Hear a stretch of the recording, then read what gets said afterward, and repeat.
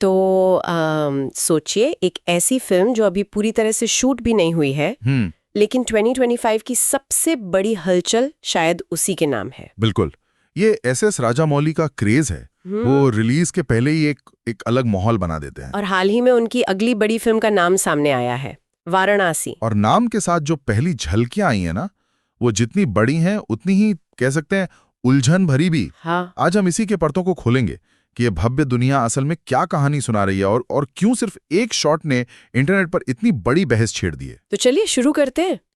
इसकी दुनिया बहुत बड़ी लग रही है, मतलब टीजर की क्वालिटी, दुनिया का निर्माण, वीएफएक्स का जो स्तर है अविश्वसनीय है। हाँ, लेकिन ये कोई एक कहानी नहीं लग रही। एग्जैक्टली ऐसा लगा जैसे कई अलग अलग फिल्में एक साथ चल रही हों।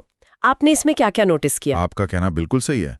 इसमें कई समय सीमाएं हैं, मतलब मल्टीपल टाइमलाइंस एक साथ बुनी गई हैं। अच्छा। एक तरफ हम 512 ईस्वी का वाराणसी देखते हैं, जहां साधु कोई प्राचीन अनुष्ठान कर रहे हैं। और अगले ही पल हम 7200 ईसा पूर्व के त्रेता युग में पहुंच जाते हैं। मतलब रामायण का समय। हाँ, जहां हनुमान जी की झलक मिलती है। और ये बात सिर्फ भारत तक ही सीमित नहीं है ना?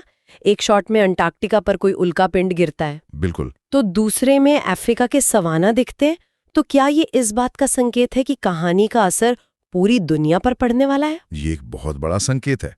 राजामौली साफ साफ बता रहे हैं कि ये सिर्फ एक पौराणिक कथा नहीं है। अच्छा। ये पौराणिक कथा, विज्ञान और शायद एलियन जैसी चीजों का एक मिश्रण हो सकता है।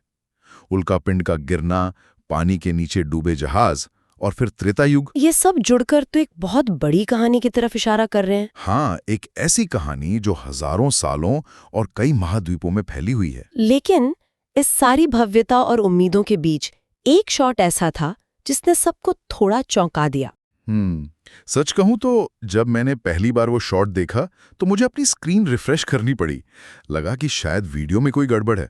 मेरा मतलब है, हम महेश बाबू के फर्स्ट लुक की बात कर रहे हैं। हाँ, और यही सबसे बड़ी उलझन है।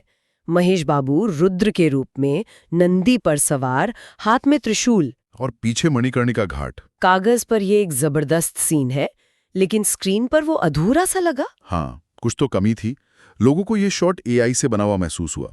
अगर ध्यान से देखें तो महेश बाबू के चेहरे पर जो रोशनी पड़ रही है वो पीछे मणिकर्णिका घाट की रोशनी से बिल्कुल अलग है। अच्छा, ये मैंने नोटिस नहीं किया था। इसी वजह से वो सीन पर चिपकाए हुए लगते हैं। उनमें वो गहराई नहीं है जो राजामौली के शॉट्स की पहचान है। सही कहा। ये उस लेवल का काम ही नहीं लगा जिसके लिए राजामौली जाने जाते हैं। बाहुबली में प्रभास की एंट्री या आरआरआर में रामचरण का आग से निकलना, वो सीन तो आज भी याद है। उनके सामने महेश बाबू का ये पहला लुक बहुत कमजोर लगा।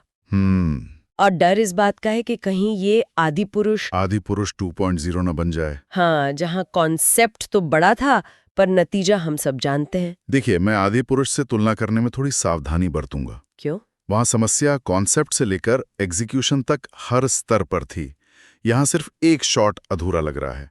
हो सकता है ये प्री विजुअलाइजेशन का हिस्सा हो, जिसे इवेंट के लिए जल्दबाजी में डाला गया हो। मतलब इसे फाइनल फिल्म के लिए दोबारा बनाया जाएगा? मुझे तो यही लगता है।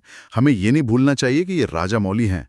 वो क्वालिटी पर समझौता नहीं करते। ये बात भी सही है। और वो रुद्र का किरदार निभा रहे हैं, जो शिव का ही एक रौद्र रूप है। हाँ, और यही एक दिलचस्प बात है। किरदारों के नाम गहरी पौराणिक कथाओं से जुड़े हैं। जैसे रुद्र भगवान शिव का प्रचंड रूप है। वहीं पृथ्वीराज सुकुमारन का किरदार है कुंभ। कुंभ मतलब कुंभकर्ण? माना जा रहा है कि वो कुंभकर्ण का पुनर्जन्म है। वही कुंभकर्ण जो अपनी नींद और विशाल शक्ति के लिए जाने जाते थे। ये तो बहुत दिलचस्प चुनाव है। और प्रियंका चोपड़ा का किरदार मंदाकिनी है। इस नाम का भी कोई खास मतलब है? हाँ, मंदाकिनी स्वर्ग की गंगा नदी का नाम है। कुछ कथाओं में इसे भगवान शिव के आंसुओं से बनी नदी भी कहा जाता है। अच्छा, तो अब इन तीनों को जोड़कर देखें, शिव का अवतार, कुंभकर्ण का पुनर्जन्म और एक पवित्र नदी, तो कहानी शायद इस सवाल पर टिकी हो सकती है कि क्या होता अगर भगवान शिव का अवतार कुंभकर्ण के पुनर्जन्म की मदद करने धरती पर आता। एग्जैक्टली। ये एक बहुत ही अनोखा कॉन्सेप्ट हो सकता है। तो कुल मिलाकर वाराणसी की पहली झलक एक दोधारी तलवार जैसी है। एक तरफ तो एक ऐसी दुनिया बनाने की कोशिश है जो भारतीय सिनेमा में पहले कभी नहीं देखी गई, और दूसरी तरफ एक ऐसा शॉट है जिसने उम्मीदों पर थोड़ा पानी फेर दिया है। हाँ, प्रशंसकों को थोड़ा चिंतित कर दिया है। ये एक महत्वपूर्ण सवाल खड़ा करता है। क्या ये आखिरी शॉट एक भूल थी जिसे किसी इवेंट के लिए जल्दबाजी में अधूरा डाल दिया गया, या फिर ये एक मास्टर फिल्ममेकर की सोची समझी मार्केटिंग रणनीति है? मतलब जानबूझकर उम्मीदों को थोड़ा कम करना, ताकि जब अगला खुलासा हो तो उसका असर 10 गुना ज्यादा हो। इसका जवाब तो अब वक्त ही देगा।